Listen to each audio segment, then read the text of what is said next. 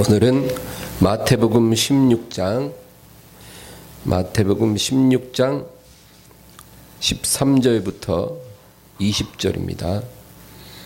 13절부터 20절 다 같이 합독하겠습니다. 예수께서 빌립보 가이사랴 지방에 이르러 제자들에게 물어 이르시되 사람들이 인자를 누구라 하느냐? 이르되 더러는 세례 요한, 더러는 엘리야, 어떤 이는 예레미야나 선지자 중에 하나라 하나이다. 이르시되 너희는 나를 누구라 하느냐? 시몬 베드로가 대답하여 이르되 주는 그리스도시요 살아계신 하나님의 아들이시니이다. 예수께서 대답하여 이르시되 바요나 시몬아, 내가 복이 있도다. 이를 내게 알게 하니는 혈육이 아니요 하늘에 계신 내 아버지시니라. 또 내가 내게 이르노니 너는 베드로라. 내가 이 반석 위에 내 교회를 세우리니 음부의 권세가 이기지 못하리라. 내가 천국 열쇠를 내게 주리니 내가 땅에서 무엇이든지 매면 하늘에서도 매일 것이요 내가 땅에서 무엇이든지 풀면 하늘에서도 풀리리라 하시고, 이에 제자들에게 경고하사 자기가 그리스도인 것을 아무에게도 이르지 말라 하시니라. 아멘. 할렐루야.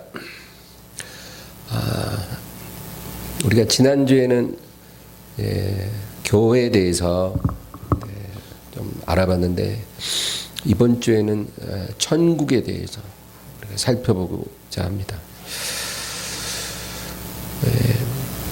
예수님께서 제자 베드로에게 처음 찾아오셨을 때 베드로가 예수님을 만난 곳이 일터예요. 갈릴리 바다에서 그물 내리고 있을 때 주님을 만났어요. 근데 주님이 베드로의 배에 올라타셔서는 깊은 곳에 가서 그물을 내리라. 근데 이제 밤새 허탕치고 이제 접으려고 하는데 오셔가지고 깊은 곳에 또 가서 그물 내리라는 거죠. 그 깊은 곳에 고기 없고 그 시간에 고기 안 나오는데 예수님께서 이상하게 그렇게 말씀하시니까 순종을 한 거예요. 여러분, 주님은 지금도 우리 안에서 우리에게 말씀하세요. 그 말씀이 내 마음에 맞든지 안 맞든지 우리가 순종하면 놀라운 일이 일어나는 것입니다. 그래서 잔머리를 자꾸 쓰는 게 아니라 성령의 음성에 귀를 기울이는 사람이 돼야 돼요. 이 베드로는 성령의 음성을 들을 줄은 몰랐지만 잔머리도 쓸 줄 몰랐어요. 그래서 자기 배에 올라타신 그 허름한 분이 범상치는 않았거든요. 그래서 그렇게 말씀하시니까 그냥 한번 말씀하신 대로 해보자. 그래서 깊은 데 가서 그물을 내려봤어요. 그런데 그물이 안 올라와요. 너무 무거워서. 올려보니까 고기가 너무너무 많은 거예요. 찢어질 정도로 고기가 들어있어서 그 배에 올렸다가는 배가 가라앉게 생겼어요. 그래서 옆에 있는 배를 불러다가 그 두 배에 나눠 담았는데 두 배가 거의 가라앉기 직전이에요. 큰 고기가 수백 마리 들어있는 거예요. 그래서 베드로가 그때 어떻게 했을까요? 주 앞에 딱 엎드려서 주여 나를 떠나소서, 나는 죄인이로소이다. 근데 이 베드로의 모습이 이사야에게도 비슷하게 나타났어요. 이사야 선지자도 환상 가운데 하나님을 만났거든요. 보호자에 계신 하나님을 본 거예요. 근데 그때 이사야가 뭐라 그러냐면 화로다 나여 망하게 되었다. 내가 입술이 부정한 자로서 입술이 부정한 백성 가운데 거하면서 하나님을 배웠다. 그렇게 말을 하잖아요. 그러니까 이 베드로의 반응과 이사야의 반응이 비슷한 거예요. 주님을 인격적으로, 영적으로 만난 사람은요, 그 첫 번째 반응이 회개예요. 회개. 그거는 확실합니다. 주님을 만났다고 하면서 회개가 안 나오는 사람은요, 만난 게 아니에요. 교회 오래 다녀도 정말 그 앞에 엎어져 보지 않은 사람은 아직 주님 만나지 못한 거예요. 그래서 그 사람은 주님 만나는 게 제일 중요한 거예요. 주님부터 만나야죠. 네, 교회의 머리 대신 주님을 못 만나고 교회를 다니는 것만큼 그렇게 불행한 일도 없는 것 같아요. 그래서 주님을 정말 만나면 회개하게 되는 거예요. 여러분, 그래서 이 회개하고 거듭나는 거는 그 동전의 양면이에요. 한 동전의 앞뒷면 같이 회개하는 것이 거듭나는 것과 같은 거예요. 진정으로 회개하면 거듭나는 거예요, 사람이. 진정으로 거듭난 곳에는 회개의 역사가 일어나는 거예요. 그 같이 간다, 그 얘기예요. 근데 여기서 얘기하는 회개란 어떤 내가 주님 앞에 뭔가 행위로서 잘못한 거, 그거를 회개하는 그런 회개가 아니고 어떤 존재적인 회개, 실존적인 회개를 말하는 거예요. 하나님, 내 자체가 죄입니다. 그렇게 고백하는 거예요. 제가 어제 무슨 일을 잘못했습니다, 이런 게 아니고 하나님, 내 인생 자체가 죄악 덩어리예요. 저 자신이 죄덩어리예요. 저를 불쌍히 여겨주세요. 이런 회개가 주님 앞에 진실로 터져 나올 때 천국 문이 우리에게 열리는 거예요. 그리고 그 사람이 바로 거듭나게 되는 거예요. 네. 어떤 사람들이든지 그 체험을 반드시 해야 돼요. 정말 통곡하면서 이 죄인을 받아주시옵소서. 이렇게 부르짖는 순간이 한 번도 없다면 그 사람은 아직 구원받은 게 아니에요. 미안하지만. 우리가 주 예수를 믿으면 구원을 받는다 하는데 그걸 너무 얄팍하게 생각하는 경향이 있는데, 주 예수를 믿는다라는 거, 그 안에 바로 그게 포함이 되는 거예요. 믿는데 어떻게 믿느냐면 제대로 믿는 거예요. 제대로 믿는 게 뭐냐? 예수님이 나의 죄를 해결하기 위해 오셨고, 내가 그분의 은혜를 받기 위해서는 철저하게 이 죄인됨을 회개해야만 한다는 것. 그것이 바로 나를 위해 이 세상에 오신 예수님을 바로 믿는 거예요. 그렇게 믿을 때 구원이 일어나는 거예요. 그래서 예수님이 이 세상에 오셔서 사역할 때 여러분 뭐라고 전했는지 아시죠? 회개하라. 회개하라. 천국이 가까이 왔느냐. 항상 그 메시지를 전하셨어요. 어디 가나. 회개하라. 그러니까 회개하는 게 천국에 들어가는 조건이니까 그렇게 말씀하신 거예요. 회개하라. 천국이 가까이 왔다. 그러니까 천국 들어오려면 회개하라. 그러니까 회개가 곧 천국 들어가는 열쇠다. 네. 오늘 저는 천국에 대해서 여러분과 살펴보고자 합니다. 천국이란 무엇이냐? 한마디로 말한다면 예수님의 왕권이 미치는 실제적인 영역을 말해요. 예수님의 왕권이 미치는 실제적인 나라. 그게 천국이에요. 성경을 읽을 때 천국이란 말 나오면 그렇게 이해하고 읽어야 돼요. 예수님의 왕권이 미치는 실제적인 나라. 그래서 구약 성경에는 천국이란 말이 안 나와요. 신약부터 나와요. 그 왜 그럴까요? 구약 시대에는 예수님이 안 오셨거든요. 그러니까 구약에서는 천국이란 말을 안 써요. 하나님의 나라라 그러지. 하나님의 나라와 천국은 상당히 겹치면서도 약간 개념이 틀려요. 하나님의 나라는 하나님의 주권이 임하는 포괄적인 영역을 말해요. 그게 하나님의 나라예요. 그래서 예를 들면 아브라함의 가정, 그 아브라함의 가정은 하나님을 경외하는 가정이기 때문에 그 아브라함의 가정은 하나님의 나라가 임한 거죠. 노아의 방주, 그 안에 있는 8명은 하나님을 경외했기 때문에 하나님의 나라예요. 또 이스라엘 나라, 다윗이 통치한 이스라엘 나라, 거기도 하나님을 경외하기 때문에 하나님의 주권이 역사를 하고 있고, 그러니까 하나님의 나라라고 볼 수가 있는 거예요.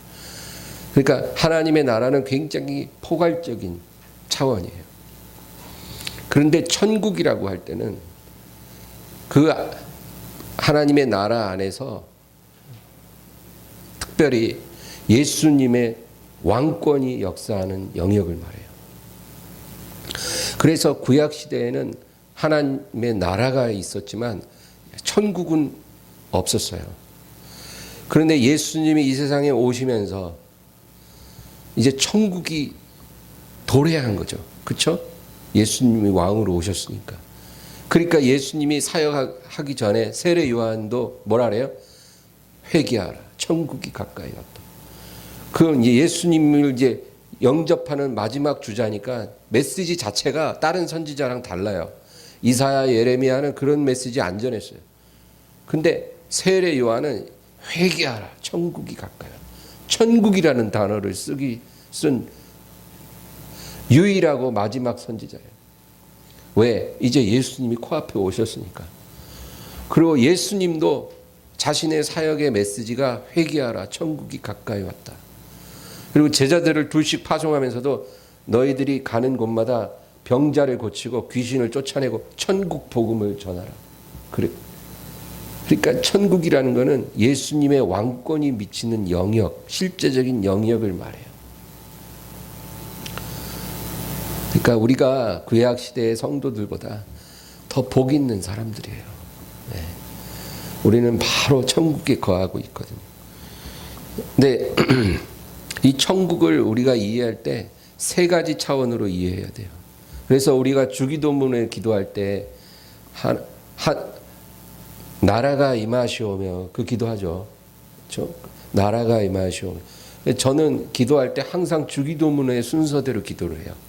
그래서 아버지 하나님을 찬양하고 예수님의 은혜에 감사하고 성령님을 의지하는 기도를 한 1시간 정도 해요. 삼위일체 하나님을 찬양하는 기도를 1시간 정도는 해요. 꼭 매일. 그게 하늘에 계신 우리 아버지여 이름이 거룩히 여김을 받으시오며 그 기도예요. 주의 이름을 높이는 기도를 하는 거죠. 그리고 나서 그 다음 레퍼토리가 나라가 임하시옵소서. 그건데 제가 기도할 때 그 나라는 천국이거든요. 근데 그 천국은 세 가지 영역이에요. 첫째는 마음에 임하는 천국이고, 둘째는 교회에 이루어지는 천국이고, 셋째는 예수님의 재림 이후에 펼쳐질 천국이에요. 이 세 가지 차원의 천국을 우리가 이해해야 돼요. 성경에서 천국이라 그러면 이 세 가지 차원이에요. 그래서 기도할 때도 나라가 임하시옵소서 할 때 이 세 가지 차원의 천국을 위해서 기도하는 거죠. 그 다음에 뜻이 하늘에서와 같이 땅에서도 이루어지옵소서. 그렇게 기도를 쭉 하는데 여러분 마음 천국 이건 가장 본질적인 천국이에요. 마음 천국을 모르는 사람은 다른 천국에 들어갈 수가 없어요. 그러니까 이게 가장 본질적인 천국이에요. 계시록 3장 10절에 볼지어다 내가 문 밖에서도 두드리노니 누구든지 내 음성을 듣고 문을 열면 내가 저에게로 들어가 저와 더불어 먹고 저는 나와 더불어 먹으리라. 그 말씀이요, 예수님이 문 밖에 서서 두드린다. 그게 우리 마음 문이잖아요. 마음 문을 말하는 거예요. 내가 너의 마음의 문을 두드리노니 내 음성을 듣고 문을 열면 내가 너에게로 들어가서 너와 영원히 함께 먹으리라. 여러분, 우리 마음의 문은 우리가 안에서 열어야만 열려요. 하나님이 우리를 지으실 때 적어도 그것을 결정할 수 있는 권한을 주셨어요. 그러니까 세상 말로 내가 싫으면 때려 죽여도 안 된다, 그 말이에요. 네. 여러분, 우리 마음은 우리가 결정할 수 있어요. 주님이 아무리 바깥에서 문 두드리고 말씀해도 내가 마음의 문을 안 열기로 작정하면 안 열 수 있어요. 그 강제로 되는 게 아니에요. 그러나 내가 열면 주님이 들어오시는 거예요. 그래서 여러분, 마음 천국을 우리가 가지려면 주님께 문을 열어 드려야 돼요. 그리고 주님이 들어오시는 거예요. 어떻게 들어오실까요?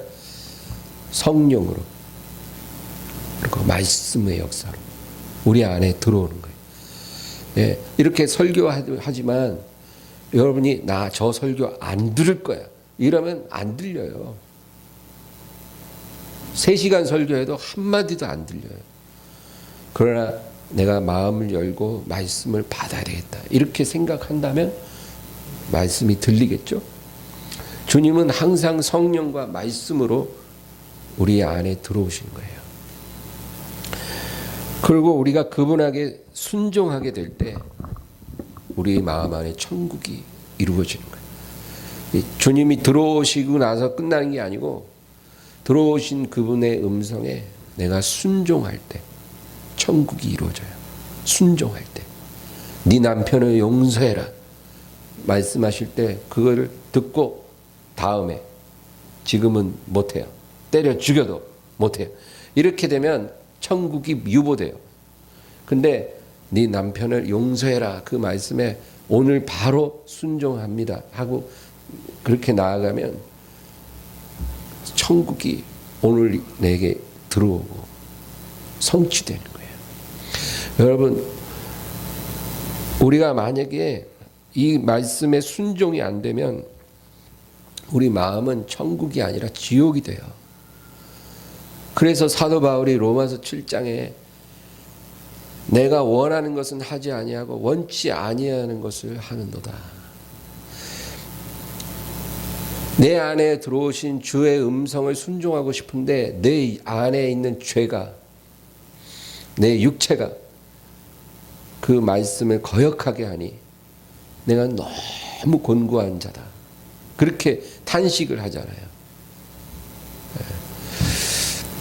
그러나 우리가 그 육체의 소욕을 누르고 내 안에 계신 주의 음성에 순종하기 시작하면 천국이 우리 안에 이루어진다.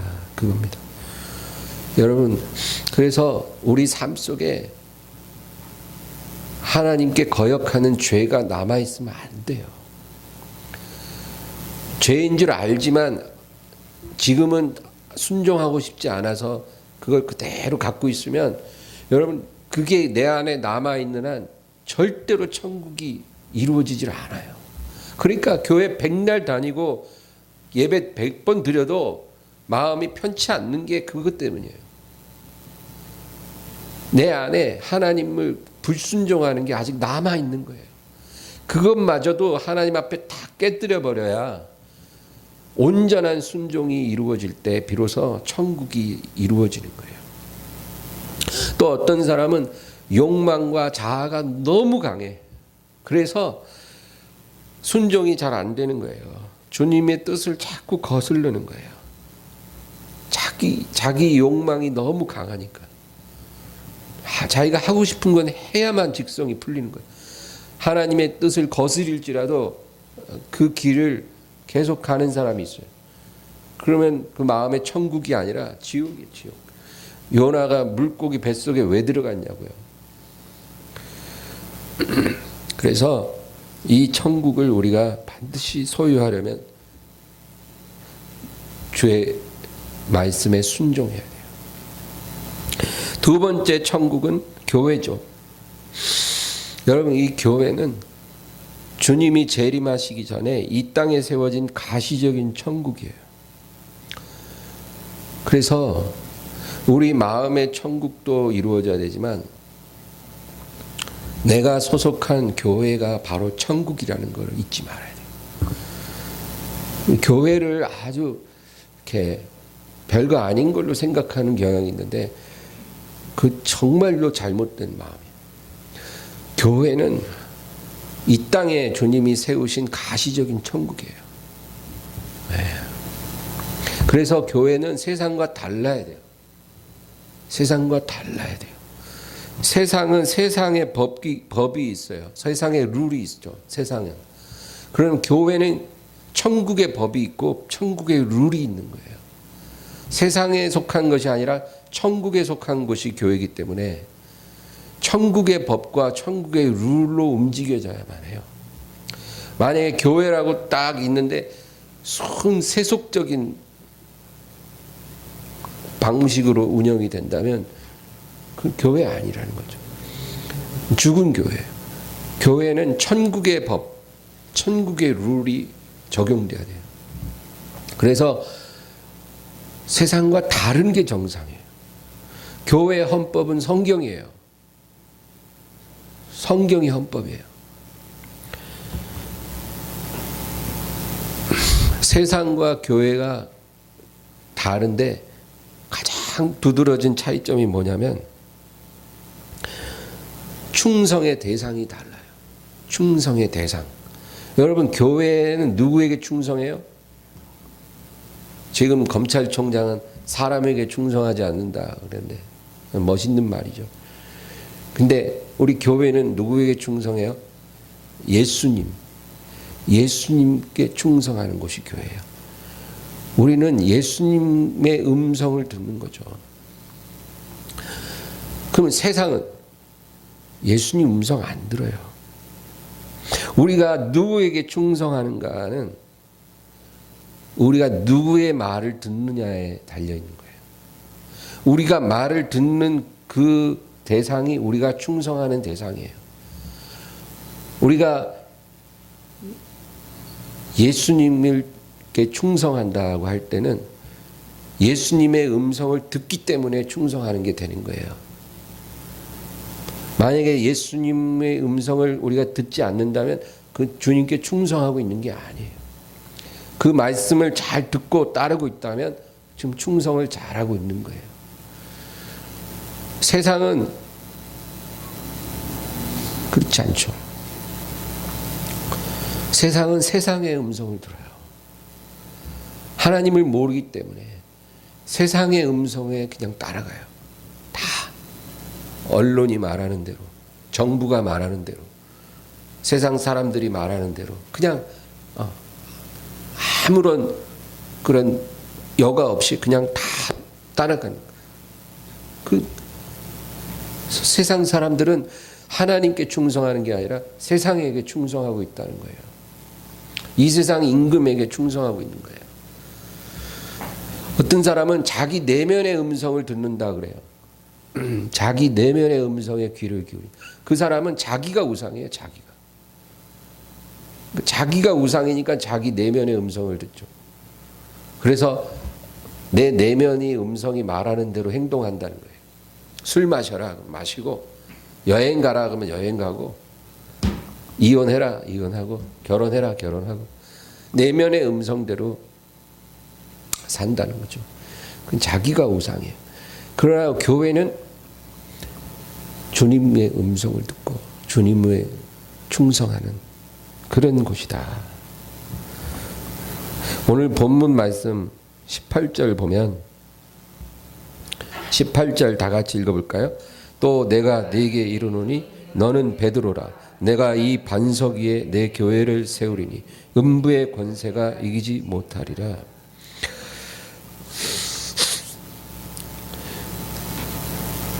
음부의 권세가 교회를 이기지 못하리라 주님께서 말씀하셨어요. 음부라는 것은 지옥이에요. 여러분, 지옥의 권세가 굉장해요. 왜냐하면 사람들은요 그냥 가만두면 100% 다 지옥으로 가게 돼 있어요. 그러니까 그 권세가 어마어마한 거예요. 어마어마. 근데 그 지옥이 교회를 이기지 못할 것이다. 그러니까 교회가 문을 딱 열고 영혼을 받아들이면 그 영혼은 지옥이 끌고 갈 수가 없다 그 말이에요. 그러니까 하나님이 이 교회를 얼마나 귀하게 축복하셨냐고요. 주의 재림 전까지 이 세상에 이루어진 가시적인 천국이 바로 교회다 그 말이에요. 노아의 방주가 물 위를 둥둥둥둥 떠다니잖아요. 그 홍수의 물의 권세가 어마어마해요. 살아있는 생명은 다 죽여버렸어요. 엄청난 권세를 갖고 있어요. 그 권세로부터 벗어날 자 없어요. 에베레스트 산도 다 잠겨버렸기 때문에 아무도 살 수 없지만 방주 안에 피신한 8명과 그 짐승들은 홍수의 권세가 어찌할 수가 없어요. 보호되는 거예요. 보호. 마찬가지로 교회가 그렇다는 거예요. 지옥의 권세가 교회를 이기지 못하리라. 그래서 하나님이 구원의 방주로서 이 땅에 교회를 딱 세우시고 문을 열어두신 거예요. 일로 들어와라. 내가 너희를 구원할 것이다. 근데 그 문이 지금 이제 닫히고 있어요, 여러분. 지금 이제 전도 안 돼요. 이제 안 믿다가 예수 믿는 사람은 진짜 드물어요. 눈을 씻고 찾아봐도 없어요. 어려워요. 어려워. 그냥 평범할 때도 안 오는 사람들이 코로나 때 교회 오겠어요? 안 오죠. 믿던 사람도 다 떨어져요, 지금. 믿던 사람도. 제 친구 목사들하고 전화하고 이렇게 지금 만나지 못하니까 전화를 자주 하는데 다 교회가 절반 이하로 다 떨어져. 사람들이 안 나와요. 안 나와, 교회를. 코로나 끝나면 나갈게요. 이제 믿는 사람도 두려움에 잡혀서 이 교회를 이제 멀리하게 되는 거죠. 뭐 집에서 예배 드려도 똑같은데 뭐 꼭 교회 가야 합니까? 여러분, 교회는 예배 드리는 곳만은 아니거든요. 하나님의 자녀가 모이는 곳이에요. 하나님이 그 목적으로 교회를 설립하신 거예요. 그렇기 때문에 모임이 없이 집에서 화면 보고 예배 드리는 것은 교회도 아니고 온전한 예배도 아니에요. 그거는 임시 방편으로 교회에 올래야 올 수 없을 때 잠시 우리가 그것을 어떻게 해결하는 방법이 될 수는 있어도 완전히 대체할 수 있는 게 절대 아니에요. 그러니까 지금은 교회에 모이기가 어렵잖아요. 그러니까 얼마나 영적인 위기예요. 기존의 성도들의 믿음이 다 떨어지는 거예요, 지금. 그 뭐예요? 이제 구원의 문이 닫히고 있다 그 말이에요. 이 지금 교회 한번 나오려면 굉장히 결단하고 용기가 있어야 교회에 나오게 돼요. 그러면 이제 코로나 좀 지나면 좀 나아지면 괜찮아질까요? 더 어려워질 거예요. 여러분, 백신이 나와도 더 어려워질 거예요. 그래서 내후년은 정말로 어려울 거예요. 올해는 맛배기고 앞으로 더 어려워질 거예요. 믿음 지키는 게 이렇게 어려운 건가? 아마 그런 생각을 수도 없이 하게 될 거예요. 이 교회를 주님이 세우신 것은 지옥의 권세가 교회를 이길 수 없게 하시고, 19절 말씀 우리 다 같이 읽겠습니다. 내가 천국 열쇠를 내게 주리니 내가 땅에서 무엇이든지 매면 하늘에서도 매일 것이요 내가 땅에서 무엇이든지 풀면 하늘에서도 풀리리라 하시고. 자, 교회에게 주신다 그 말이에요. 예, 베드로에게 주신 게 아니라 교회에게 주신 거예요. 베드로는 첫 번째 초대교회 예루살렘 교회의 지도자죠. 그러니까 하나님 베드로를 엄청 축복하고 세우신 거예요. 그러나 이 베드로를 통해서 내 교회를 세우리니 그랬거든요. 그러니까 이 약속은 사람에게 하는 게 아니라 교회에게 주시는 약속이에요.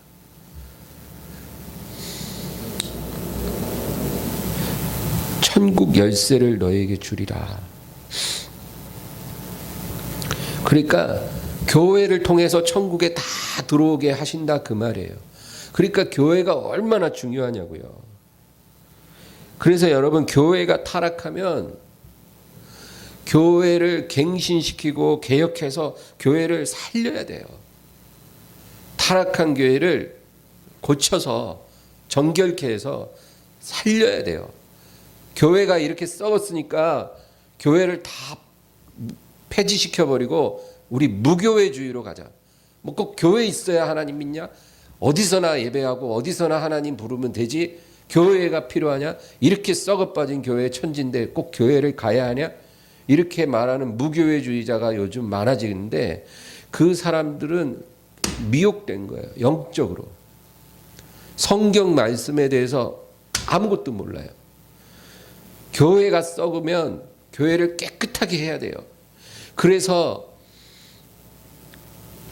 중세 교회가 얼마나 썩었는지 하나님이 16세기 1517년 마틴 루터라는 한 수도사를 통해서 종교개혁을 시작하게 한 거예요. 그러니까 기존의 교회가 너무 썩었으니까 그거는 이제 더 이상 정화가 불가능해. 그러니까 하나님이 거기서부터 한 곁가지가 나오게 해갖고 새로운 교회를 시작하신 거예요. 그런데 그 개신교회 프로테스탄트 역시 500년이라는 세월이 흐르면서 캐톨릭 못지않게 변질이 돼버린 거예요. 그러니까 하나님이 새로운 역사를 자꾸 일으키셔서 교회를 정화시키는 거죠. 성경을 보세요.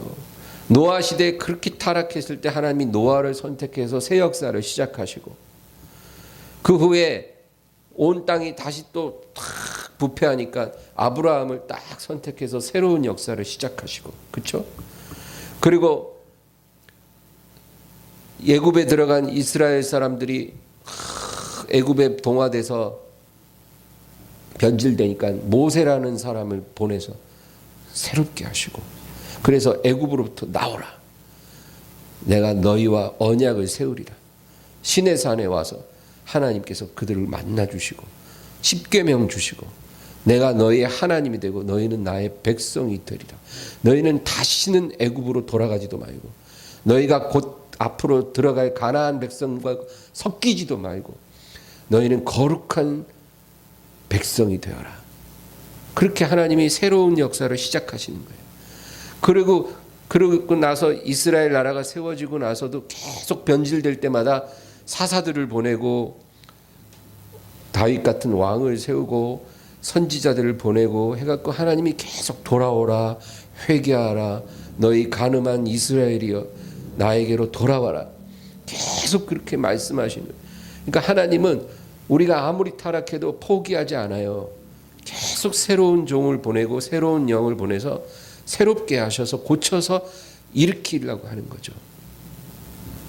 그러니까 지금 이 시대는 하나님이 교회에게 천국 열쇠를 줬기 때문에 그 교회를 하나님이 통해서 영혼을 살린다. 그러니까 교회가 타락하면 그걸 깨끗하게 해야 돼요. 그냥 교회 없이 하나님 믿을 수 있다. 천만에요. 하나님이 그런 문을 열지를 않았는데 어떻게 가능하겠어요? 그런 사람들은 다 실족하게 되어 있는 것입니다. 그래서 여러분 부흥이라고 우리가 말할 때 부흥의 의미는 어떤 많은 사람이 모였다. 우리가 그런 걸 부흥이라고 생각하는데 그런 거 아니에요. 부흥이라는 거는 영적으로 갱신되는 거예요. 영적으로 새로워지는 거예요. 그게 부흥이에요. 그래서 교회에서 부흥회를 한다 그러면 식어있는 마음을 뜨겁게 살리고 변질된 마음을 새롭게 하고 잃어버린 첫사랑을 회복시키는 그런 역사가 그 예배 가운데 일어나게 하는 게 부흥이에요. 10명이 모였든 100명이 모였든 간에 그런 역사가 아무도 안 일어났다. 그 부흥에 실패한 거예요. 근데 요즘엔 그런 거 부흥회 해도 그런 건 아무도 바라지도 않아. 몇 명 모였냐 이래요. 몇 명 모였냐. 인산인해로 꽉꽉 차고 그러면 부흥회 성공했다 그래요. 그리고 사람이 듬성듬성이면 아유 부흥회 실패했네. 교회가 얼마나 타락했는지 그런 개념 자체가 다 변질돼 버렸어요.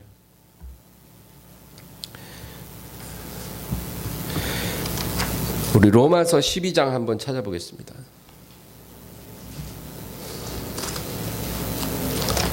로마서 12장 2절 다 같이 읽습니다. 너희는 이 세대를 본받지 말고 오직 마음을 새롭게 함으로 변화를 받아 하나님의 선하시고 기뻐하시고 온전하신 뜻이 무엇인지 분별하도록 하라. 이 세대를 본받지 말라. 세상으로 가던 그런 삶의 방향을 돌이키라 그 말이에요. 세상의 방식대로 생각하던 그런 마음을 돌이켜서 하나님의 선하시고 기뻐하시고 온전하신 뜻이 무엇인지 깨달아서 순종하라. 이게 부흥이에요. 이게 생각이 바뀌고 마음이 바뀌고 내가 걷던 길이 바뀌는 거예요. 이런 부흥을 통해서 하나님이 교회를 다시 순결하게 하시고 순결하게 된 교회를 데리러 주님께서 오신다 그 말이에요. 그 다음에 이 천국의 세 번째 영역은 천년왕국이에요. 천년왕국. 이 천년왕국은 우리에게 장차 주어질 천국을 말해요. 우리에게 약속되어진 천국을 말합니다. 여러분 마음 천국이나 교회 천국은 지금 우리 안에 와 있어요. 우리가 지금 소속해 있어요. 그런데 이 마지막 세 번째 영역의 천국은 아직 오지 않았어요. 약속되었어요. 주님의 재림이 일어나면 우리가 공중에서 주님 만나면 그때부터 시작해서 7년의 혼인잔치를 하고 천년 왕국에 들어간다. 성경에 분명히 말씀하고 있거든요. 이것이 천국의 마지막 단계예요. 우리가 앞으로 주님과 영원히 거할 곳이 바로 여기예요. 여러분 이 천국은 예수님을 우리가 직접 보는 곳이에요. 예수님의 음성을 직접 듣는 곳이에요. 그때는 저 같은 목사 필요 없어요. 예수님이 직접 말씀하실 거예요. 그런 곳이에요. 예수님과 직접적인 교제가 일어나고 그리고 왕좌에 예수님이 직접 앉아서 직접 다스려요. 여러분 그런 나라가 우리에게 약속되었다고 분명히 말씀하세요. 여러분 그런 나라가 기다려지지 않으세요? 그냥 여기 더 살고 싶으세요? 그러면 안 돼요. 그런 나라가 기다려져야 돼요. 그 나라는 사랑과 정의가 완벽하게 실현되는 나라예요. 사랑과 정의. 이 두 가지 개념이 그 나라의 토대예요. 그 나라는 투표, 선거 이런 거 없어요, 여러분. 그냥 예수님과 그가 세우신 사람들이 다스리는 나라예요. 시위나 데모 같은 것도 있을 수가 없고 우리가 뉴스를 보면서 막 탄식하잖아요. 어떻게 저런 일이 일어나. 그런 거 더 이상 없어요. 사랑과 정의가 완벽하게 실현되는 나라라니까. 우리가 그 나라에서 살게 되리라. 그 나라를 바라보고 살아야 돼요. 그리고 그 나라는 각 사람이 행한 것에 대한 보상이 공정하게 집행되는 나라예요. 지금은 우리가 행한 일에 대한 보상이 공정하게 이루어지지 않아요. 그렇죠? 정직하게 사업했는데 안 되잖아요. 그리고 막 속임수로 사업했는데 막 돈 많이 벌어. 이런 일들도 비일비재하고, 직장에서도 막 정치하고 상관에게 아부하고 속임수 쓰는 사람들이 승진 빨리빨리 하고, 그렇죠? 그리고 정직하게 한 사람 불이익 당하고, 그런 일들이 비일비재하잖아요. 그러나 이 나라가 임하면 우리가 행한 모든 것에 대한 보상이 아주 공정하게 집행이 돼요. 할렐루야. 우리가 그래서 지금 행하는 이 모든 일들, 천국은 하나님 은혜로 들어가는 거예요. 그러나 그곳에 들어가서 주님 앞에 섰을 때, 그 나라에서 우리가 살아갈 때 우리가 받을 보상은 우리가 행한 거대로 받아요. 여러분, 그러니까 저한테 물 한 잔 떠주고 커피 한 잔 주잖아요. 제가 커피 마시다가 다 마시면 금방 와서 따라주더라고요. 예. 근데 그런 것도 다 하나님 기억해 주셔요. 예. 우리 서로에게 우리가 친절을 베풀고 사랑을 베풀고, 오늘 저녁에도 우리 안 집사님이 굴국밥을 너무 맛있게 했잖아요. 뚝배기까지 사다가 너무 정성스럽게 해서 감사해요. 근데 그런 거 별거 아닌 것 같지만 그런 모든 게 하나님 앞에 다 기록이 되고 있다.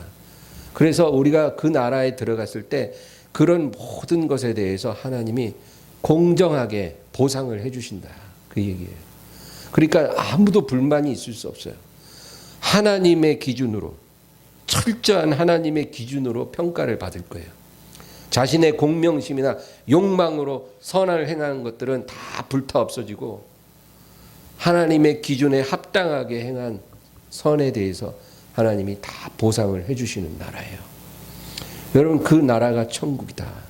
그래서 우리가 성경에 천국이 나올 때는 마음의 천국, 교회 천국, 천년 왕국, 이 세 가지 개념에서 이해를 해야 되고, 구약 성경의 예언서들에 나오는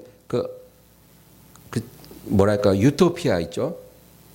광야에 꽃이 피고 물이 바다를 덮은 같이 여호와를 아는 것이 온 세상에 충만해지고, 어린 아이가 사자굴에 독사굴에 손을 집어넣고 양이 사자와 어울리고, 이런 많은 유토피아에 대한 구절들은 바로 그 세 번째 천국의 영역을 예언한 것들이에요.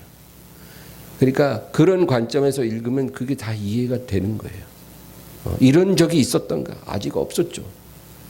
그 예언에 나온 많은 것들이 아직 이루어지지 않았어요. 그러나 반드시 이루어질 거예요. 우리 그 나라를 사모하면서 승리하기를 주의 이름으로 축원합니다. 우리 간절히 기도하겠습니다. 주여, 주여, 주여.